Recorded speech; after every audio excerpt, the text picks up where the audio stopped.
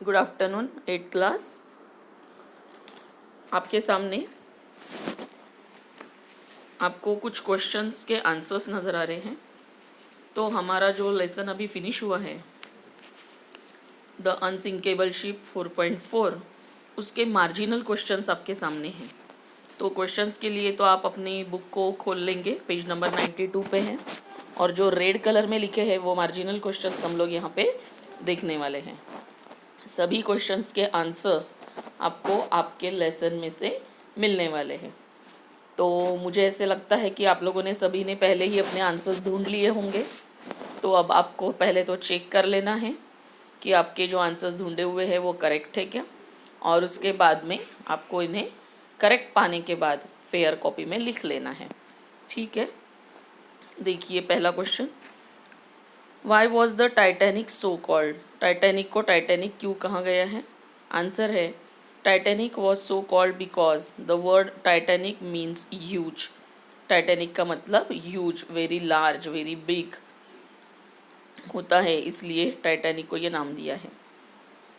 Question को देखकर किस तरह से क्वेश्चन का हिस्सा लिखा हुआ है वो बराबर देखिएगा। आंसर कहाँ से स्टार्ट हुआ है, वो किस तरह से आंसर लिखा हुआ है, ये सब आपको ऑब्जर्व करना आना चाहिए बच्चों। सेकेंड है, what facilities were available on the ship? कौन सी फैसिलिटीज़, सुविधाएं शिप के ऊपर थी? ठीक है, सुविधाएं थी शिप में। आपने जब हम लोगों ने जब लेसन स्टार्ट किया था तो देखा था, तो उसी तरह से हमें वो आंसर में लिखना है।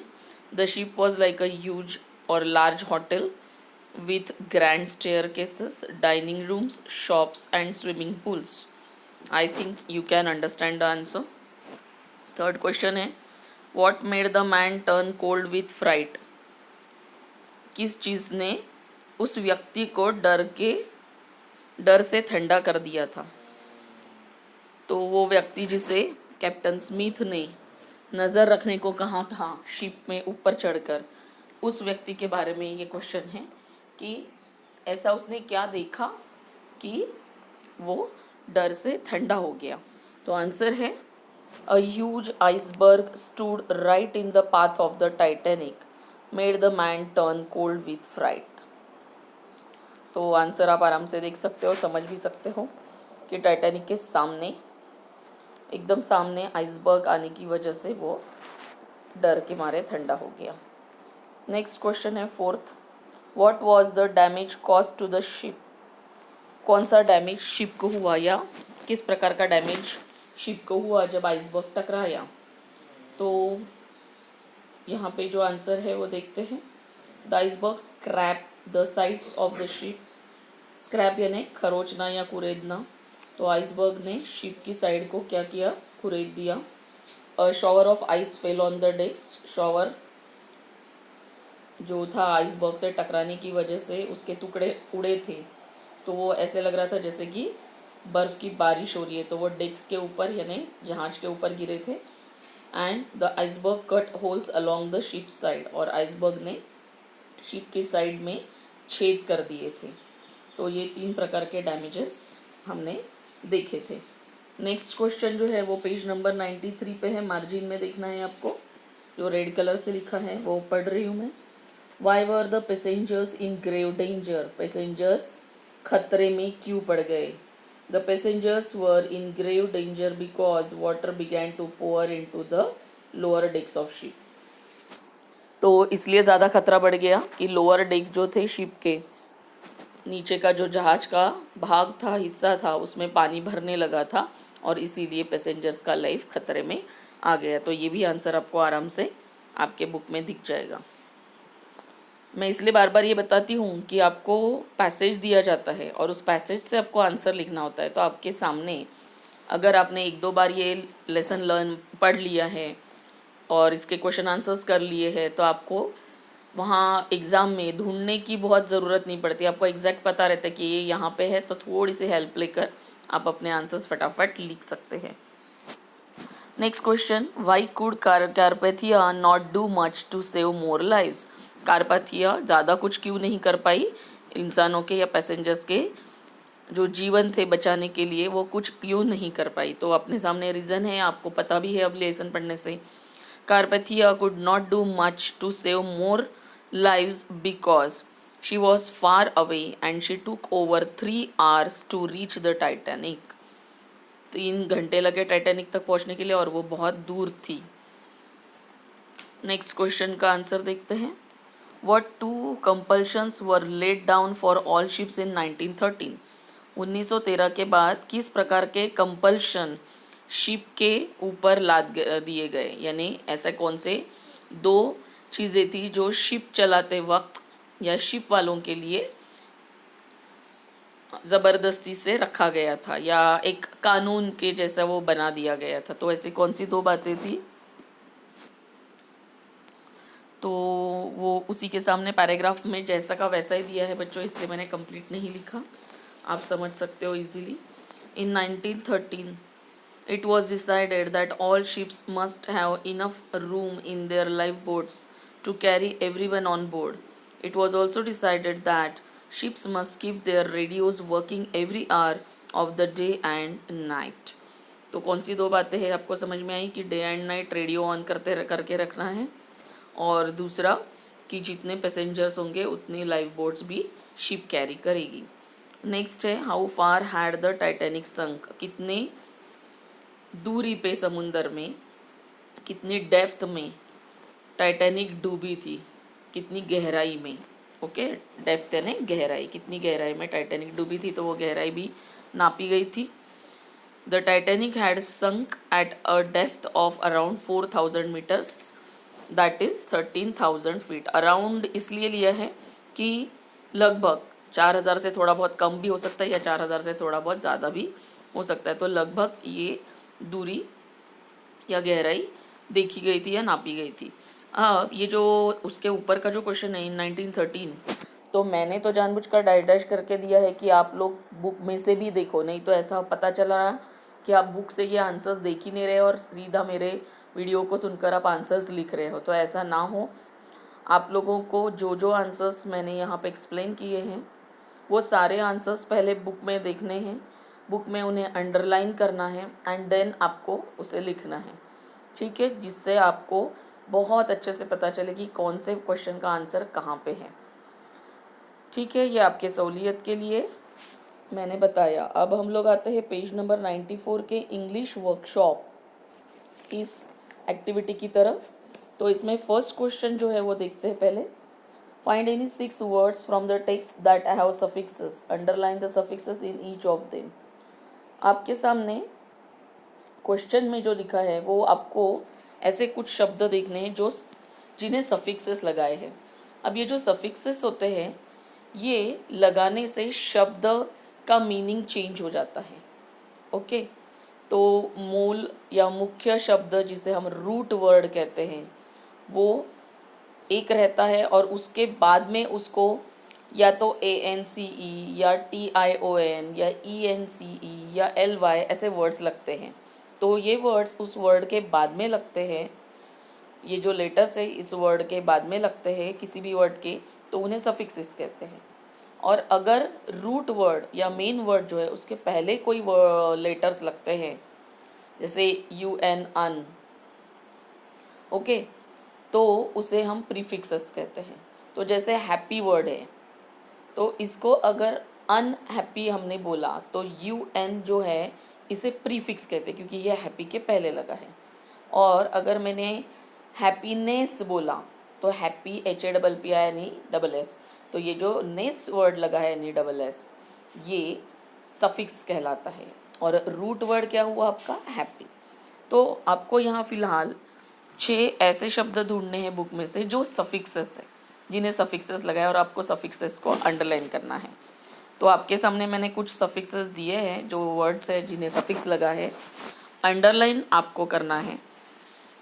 आप इससे ज़्यादा भी शब्द बुक में से ढूंढ सकते हो और अगर आप ढूंढते हो तो आपको ये सफिक्स क्या होता है ये बहुत अच्छे से समझ में आ जाएगा.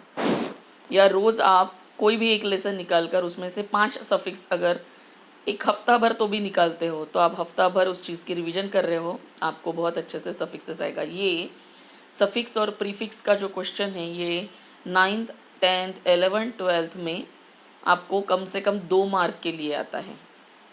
ठीक है, तो it's very easy and important. So please find out daily 5 suffixes from any English lessons, or even if you are English medium students you can find them from science also. Okay, now first question आपको समझ में आया होगा. हमारे सामने words दिख रहे हैं आपको. लार्जेस्ट यानी इसका रूट वर्ड क्या होगा? लार्ज. मेडन, मेड, है ना. तो इस तरह से आप लोगों को सफिक्सेस को अंडरलाइन करना है. अगर आपको और इन्फॉर्मेशन चाहिए तो आप ये डिक्शनरी में से भी ऐसे शब्द निकाल कर लिख सकते हो. कैरिड है near by, floating, finest, comfortable, building, travelling, direction, slowly. ऐसे बहुत सारे वर्ड्स निकले हैं और भी आप वर्ड्स निकाल सकते हो. अब बी देखते हैं. टू वर्ड्स में कंबाइन. ये जो मैं पढ़ रही हूँ वो आपको भी देखना है 94 पेज नंबर पे. टू वर्ड्स में combine to form a new word.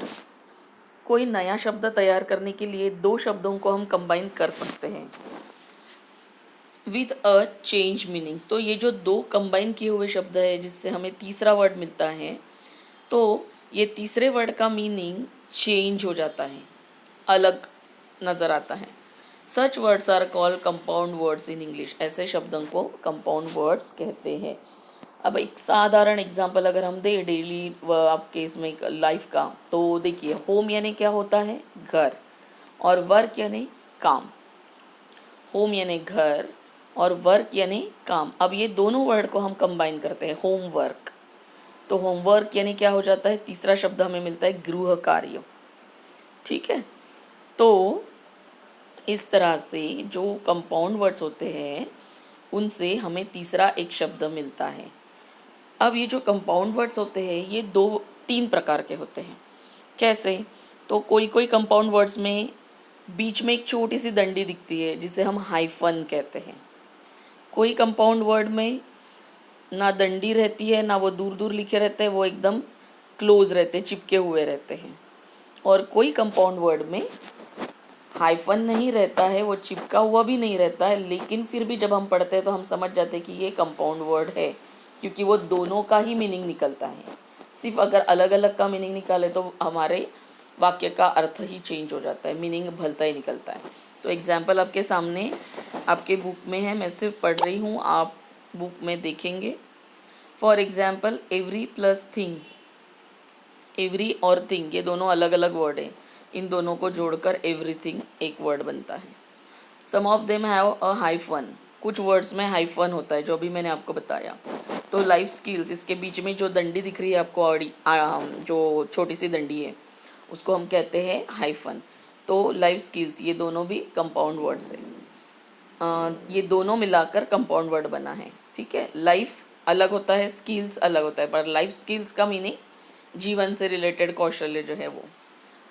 और मैंने तीसरा एक बताया था कि हम दूर दूर लिखते हैं उन्हें, लेकिन वो होते हैं कंपाउंड वर्ड. तो एक एग्जांपल है स्विमिंग पूल. जैसे I am going to swimming pool, या I am going with my friends to swimming pool. तो अगर मैं टू स्विमिंग लिखती हूँ तो ये गड़बड़ हो जाएगी, क्योंकि टू लगाने के बाद हम लोगों को आईएनजी वर्ड जो होता है वर्ब का वो लेना नहीं होता है. तो ये एक अलग आइटम हो जाएगा, ये ग्रामेटिकल पार्ट है, ये मैं दूसरे इसमें बताऊंगी आपको. लेकिन स्विमिंग पूल यानी कहाँ जा रहा है कि तैराकी तालाब जो है वहाँ पे ये जा रहा है. पूल का मतलब होता है तालाब और स्विमिंग का मतलब होता है तैरना. जब ये दोनों वर्ड जुड़ जाते हैं तो तैराकी तालाब यानी स्विमिंग पूल आपको जो जिसमें स्विमिंग करने आप जाते हो उसे कहते हैं. तो ये दोनों शब्द अलग अलग लिखे जाते हैं, फिर भी इन्हें कंपाउंड वर्ड्स कहते हैं. तो आपको तीनों वर्ड्स के मैंने एग्जांपल दिए. आप जब जब लेसन्स पढ़ोगे तो कंपाउंड वर्ड्स भी ढूंढने की कोशिश करेंगे, सफिक्सेस भी ढूंढने की कोशिश करेंगे, और एक आइटम आने वाला है प्रीफिक्स वाला जो मैंने अभी एक्सप्लेन भी कर दिया है. आप ऐसे भी वर्ड्स ढूंढेंगे. अगर रोज़ आप 4 या 5 वर्ड्स भी ढूंढते हो तो आपको बहुत अच्छे से ये सारे टर्म्स जो है सफिक्स, कंपाउंड वर्ड्स, प्रीफिक्स वो समझ में आ जाएंगे. तो आपके सामने मैंने जानबूझ के कम ही वर्ड्स दिए हैं, आप और भी ढूंढ सकते हो. एक है dining room, swimming pool, life boat और आइसबर्ग. तो एक जुड़ा हुआ भी दिख रहा है, एक हाइफन का भी दिख रहा है और एक अलग अलग जैसा लिखा हुआ है, ऐसे भी कंपाउंड वर्ड्स तीनों के एग्जाम्पल आ गए हैं। आप और भी कंपाउंड वर्ड्स इस लेसन से ढूंढ सकते हो। अब हम लोग यहाँ पे इंग्लिश वर्कशॉप की एक्टिविटी को रोक रहे हैं, बाद में हम लेंगे बाकी के बचे हुए रिमेनिंग क्वेश्चन जो है वो। अब आप आएंगे चिट चैट एक्टिविटी पे जो पेज नंबर 90 पे है, और ये चिट चैट एक्टिविटी आपके डायलॉग राइटिंग के लिए बहुत महत्वपूर्ण है। ठीक है, तो ध्यान से इसे करना है। यहाँ सबको, सबके आंसर्स डिफरेंट हो सकते हैं, आप उस तरह से आंसर्स लिख सकते हो। आपको समझने के लिए मैंने कुछ आंसर्स यहाँ पे दिए, वो ध्यान से देखेंगे। हैव यू हर्ड और रीड अबाउट नेचुरल कैलेमिटी। अब जब भी वर्बल यानी हेल्पिंग वर्ब से कोई क्वेश्चन शुरू होता है तो उसका आंसर येस नो में हमको देना है। सिर्फ येस या नो लिखकर कॉमा देकर फिर उसके सामने हमें सेंटेंस जैसा है वैसा लिखना है। सिर्फ वर्ब का जो स्थान है वो सब्जेक्ट के साथ और सब्जेक्ट का स्थान वर्ब के साथ इंटरचेंज हो जाता है। नकारात्मक अगर नेगेटिव नो करके हम आंसर लिख रहे हैं तो जो वर्ब है उसको नॉट ये शब्द लग जाता है। ठीक है, अब देखते हैं हम ये कैसे होता है। जहाँ तक हो सके चिट चैट के सारे आंसर्स आपको सकारात्मक ही देने हैं, क्योंकि अगर सकारात्मक आंसर येस करके आप आंसर देते हो तो ही आगे कोई बातचीत होती है। तो डायलॉग राइटिंग में इसीलिए येस का इम्पोर्टेंस दिया है। तो देखिए, येस, हैव यू हर्ड और read about natural calamity, yes comma, we have heard or read about natural calamity, HEARD कर लेना है। तो अगर आपने इसको नो से आंसर दिया तो कैसे होगा, देखिए नॉट, मैंने बोला था कि नॉट कैसे आता है, देख लीजिए। No, we have not heard और रीड अबाउट नेचुरल कैलेमिटी। समझ में आया? सिर्फ नॉट नेगेटिव अगर है तो किस तरह से करना है, लेकिन जहाँ तक हो सके पॉजिटिव आंसर्स ही आपको देने हैं। Yes, we have here heard और read about natural calamity, HEARD, वहाँ पे स्पेलिंग में D कर लेना है। सेकेंड है, what are the different possibilities in a long journey. Long journey में कौन सी अलग अलग पॉसिबिलिटी यानी क्या घटनाएं या संभावनाएं होती है। अगर लंबा आपको कहीं जाना है, ट्रैवल करना है, तो जितना दूर आप जाओगे उतना ही आपके जर्नी के लिए, आपके लाइफ के लिए रिस्क भी रहेगा। तो पूछ रहे कि किस तरह से, तो हम लोग कुछ रिस्क बहुत सारे नहीं लिख रहे, सीधा उसके लिए एक टर्म लिख रहे हैं, सम अनफोर्सिन डिफ़िकल्टीज़, कुछ समझी मुश्किलें, यानी जिसके बारे में हम सोच नहीं सकते, अनफोर्सिन जिसके बारे में हम सोच नहीं सकते, ऐसी मुश्किलें लॉन्ग जर्नी में हमें मिलती है या आती है। Some unforeseen difficulties might have to be faced in a long journey. Third है, do you know the sea voyages? क्या आपको समुंदर के यात्राओं के बारे में पता है? तो ऑफकोर्स येस हम लोग आंसर देने वाले हैं। तो ये भी यहाँ पे हेल्पिंग वर्ब से स्टार्ट हुआ है, इसलिए येस नो आंसर दे रहे हैं हम लोग। Yes, I know about the sea voyages. अगर आपको नो बोलना है तो नो, आई डोंट नो, क्योंकि नो जो है ये सिंपल प्रेजेंट टेंस में है। तो जब हम लोग नेगेटिव या क्वेश्चन फॉर्म करते हैं तब हमें हेल्पिंग वर्ब की हेल्प लेनी पड़ती है। तो देखिए क्वेश्चन में डू यू नो, तो हमने नो आई डोंट नो। और अगर आप बोले कि मैडम फिर आपने तो जब पॉजिटिव आंसर दिया तो डू वर्ड नहीं लिया, तो येस आई डू नो यानी ही नो। ठीक है, इसलिए डू नो लिया तो भी करेक्ट है और नो लिया तो भी करेक्ट है। तो yes I know the sea voyages या I know about the sea voyages. About यानी के बारे में, किसी वॉयजेस के बारे में मैं जानता हूँ, या सीधा सीधा आप सी वॉयजेस बोलेंगे तो भी चलेगा। नेक्स्ट फोर्थ है, how is the journey in the sea different from the other. समुंदर की जर्नी बाकी जर्नी से अलग क्यों है। मैंने इसको शॉर्ट में ही दिया है, बहुत बड़ा 2-3 एक आध पैराग्राफ में, मतलब एक 5-6 लाइन में आंसर हो सकता है, पर यहाँ पे जहाँ तक मुझे लगा 2-3 लाइन में होने वाला आंसर दिया है जो आपको आसानी से लर्न भी हो सके। It is very different because in other journey we get help very easily but in sea we don't get help. बाकी के जर्नीज़ में हमें इजीली हेल्प मिल जाती है, लेकिन समुंदर की जर्नी में हमें हेल्प नहीं मिलती। तो बाकी की जर्नी कौन सी है? जर्नी बाय एयर यानी हवाई जहाज़ की यात्रा, जर्नी बाय रोड यानी रास्ते से, रोड से आप जो 4 व्हीलर या 2 व्हीलर पे यात्रा करते हो वो हो गई, और एक है रेल यात्रा, है ना। तो जर्नी बाय रेल 3 यात्राएं हैं, और इसमें से सबसे difficult is which, that is the journey of the sea. तो आई होप यू अंडरस्टैंड। आपके आंसर्स डिफरेंट हो सकते हैं, आप आंसर्स दे सकते हो डिफरेंटली। सिर्फ ग्रामेटिकली आपका सेंटेंस करेक्ट होना चाहिए, यानी कंस्ट्रक्शन जो है वाक्य की, पहले सब्जेक्ट, फिर वर्ब, फिर या तो कॉम्प्लीमेंट होता है या फिर ऑब्जेक्ट होता है। आपके लेवल से इतना ही ठीक है। नेक्स्ट है, why should we have alternatives in the journey. Alternatives क्यों होने चाहिए जर्नी में, यानी चॉइसेस क्यों होनी चाहिए कि ये नहीं तो वो नहीं तो वो। जैसे फॉर एग्जांपल कोई कोई बोलता है कि भाई मैं कार से या बस से नहीं आ सकता, मुझे वोमिटिंग की प्रॉब्लम होती है, पेट्रोल की बात आती है, डीजल की बात आती है, तो हम लोग तो ट्रेन से ही आना प्रीफर करते हैं। तो ये ऐसा क्यों होता है? We should have alternatives in the journey to overcome disasters and scope of safety increases.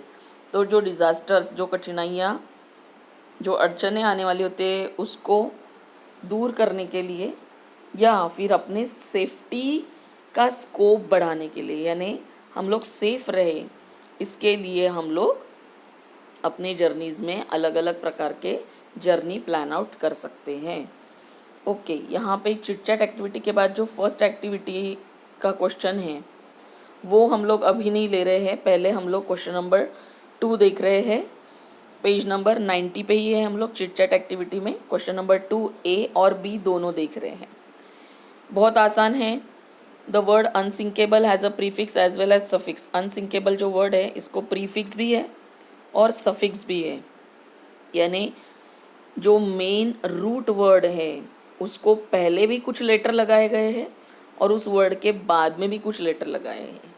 तो पहले अगर लेटर्स लगाते हैं तो वो प्रीफिक्स कहलाते हैं, क्योंकि प्री मतलब पहली पोजीशन, और सफिक्स यानी बाद में, तो बाद की पोजीशन सफिक्सेस।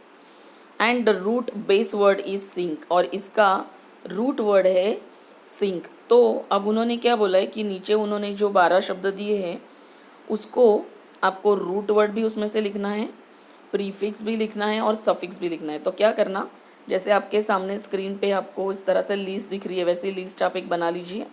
तो ये पढ़ने में भी आसानी होगी और याद रखने में भी आसानी होगी। तो पहला वर्ड मैंने यहाँ पे दिया है सिंक, अन और एबल, तो ये मिलाकर unsinkable.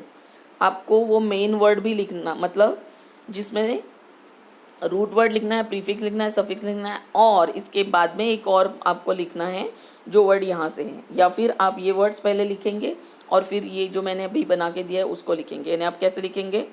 First unsinkable, the root word sink, prefix un UN और सफिक्स ABLE, ऐसा पूरा वो चारों आएंगे तो आपको वो पढ़ते पढ़ते समझ में आता है। अब मैं सिर्फ रूट वर्ड्स पढ़ती जा रही हूँ और आप लोग ध्यान देना, आपके पास जो लिस्ट दी गई है उस लिस्ट की तरफ, और जब आप लिखोगे तब आप प्री और सफिक्स ये दोनों समझ सकते हो, प्रीफिक्स और दोनों सफिक्सेस। देखिए सिर्फ वर्ड्स को, sink, comfort, happy, secure, accurate, dependent, male, loose, able, appear, friend, active, understand. तो इस तरह से हमारे इसमें 13 वर्ड्स इसलिए दिख रहे हैं क्योंकि मैंने एक क्वेश्चन का भी वर्ड लिया है, वैसे 12 वर्ड से दिए हैं। अब आप क्वेश्चन नंबर 2 के बी में आएंगे। ये भी बहुत आसान है क्वेश्चन, देखिए ध्यान से। Right 2 words each with the following prefixes. इसमें प्रीफिक्सेस ANTI ये दिया है। अब आपको वो बोल रहे हैं कि प्रीफिक्स वाले 2 शब्द लिखिए। तो आपके सामने 3 वर्ड्स हैं, आप और 10-15 इसमें ऐड कर सकते हो। पूरा प्रीफिक्स के ANTI एंटी, इससे रिलेटेड आप पूरे 15 वर्ड्स निकाल के डिक्शनरी से ढूंढ कर लिख सकते हो, जिससे आपका क्या होगा, वर्ड नॉलेज बढ़ेगा बच्चों। और जितना आपके पास वर्ड का नॉलेज होगा उतनी ही आपकी लैंग्वेज और ज़्यादा अच्छी होती है। हम जब बोलते हैं तब हमें इन शब्दों का उपयोग करना आता है। Anti, antivirus, antibiotic, antidote. Next है डिस, डिसएडवांटेज, डिसलाइक, डिसबिलीफ। तो ये सब डी वर्ड के पहले आए हैं रूट वर्ड के, इसलिए इनको सबको प्रीफिक्स कहते हैं। फिर है non, non active, non violence, non performing. मैंने जानबूझ के सिंपल इजी वर्ड्स लिए जो आपको अच्छे से मालूम हैं। आप हर प्रीफिक्स के वर्ड में अपने खुद के वर्ड्स डिक्शनरी से लिख सकते हो। जो विद्यार्थी ये लिखेगा वो सही में विद्यार्थी कहलाएगा। Revision, rearrange, recognise, return. So in this way we have finish our prefix word. अब देखते हैं क्वेश्चन नंबर 2 का C. Write 2 words each with the following suffix. अब सफिक्स लिखना है, मतलब रूट वर्ड के बाद में आए हुए वर्ड्स। पहला है फुल, FUL वाला। देखो, वंडरफुल, फ्रूटफुल, सक्सेसफुल, पावरफुल, इस तरह से बहुत सारे शब्द हैं। और भी आप डिक्शनरी से FUL के एंड होने वाले शब्द लिख सकते हो। फिर है OUS, तो डेंजरस और मार्वलस, यहाँ पे 2 ही दिए मैंने। लेस, यूजलेस, फियरलेस, ओडरलेस, तो इससे भी वर्ड्स बहुत सारे आपको पहली से लेकर जब ये वर्ड्स अगर आपको याद आते होंगे ना, तो आपको समझ में आएगा कि अरे हाँ, ये तो वर्ड हमने पहली में पढ़ा था, फिर थर्ड में पढ़ा था, फिफ्थ, सिक्स, सेवन्थ में पढ़ा था। तो ये बहुत ज़रूरी है कि हम जो फर्स्ट से पढ़ते आए हैं वही जो नॉलेज है वो हमारा 10th 12th तक काम आता है, और इसी के बेस पे आपका आगे के जो कुछ भी नॉलेज है वो रहता है। देन है LESS, लेस से हो गया हमारा फियरलेस, यूजलेस, ओडरलेस। और लास्ट है LY, फ्रेंडली, क्विकली। ठीक है, तो ऐसे और वर्ड्स आप ढूंढेंगे और लिखेंगे। अब यहाँ तक हमारा कुछ क्वेश्चन आंसर्स जो चिट चैट से रिलेटेड थे वो फिनिश हुए हैं। फिर कुछ हमने इंग्लिश वर्कशॉप से भी क्वेश्चंस किए थे, और कंप्लीट क्वेश्चन आंसर्स हमारे मार्जिन से हुए थे। तो आई होप आपको ये समझ में आया होगा, और आप जल्द से जल्द लिखकर मुझे मेरे व्हाट्सएप पे भेजेंगे आपका homework. Okay, have a good day.